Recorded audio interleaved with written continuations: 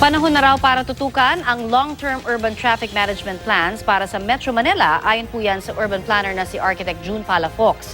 Sang-ayon din daw siyang bigyan ng emergency powers ang Pangulo.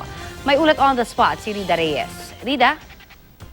Yes, Connie, pabor ang urban planner at architect na si June Palafox na bigyan ng emergency powers si Pangulong Rodrigo Duterte para solusyonan ang lumalalang problema sa traffic sa Metro Manila.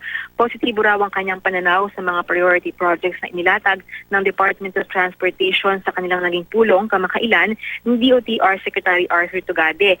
Ayon kay Palafox, panahon na para tutukan ang mga long-term urban traffic management plan para sa Metro Manila ng may striktong timeline at walang pressure mula sa ilang interest groups.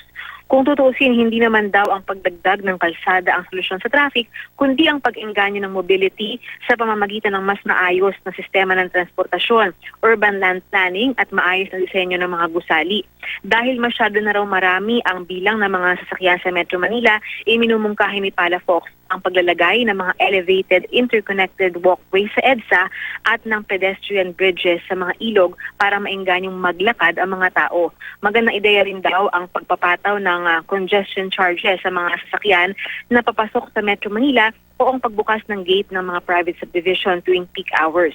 Positibo naman si Palafox na malaki ang magagawa ng strong political will ni Pangulong Duterte para agad na maipatupad ang mga proyektong magsasaayos sa pangkalahatang problema sa trapiko, hindi lamang sa Metro Manila, kundi maging sa ibang urban areas sa bansa. Connie. Maraming salamat, Rida Reyes.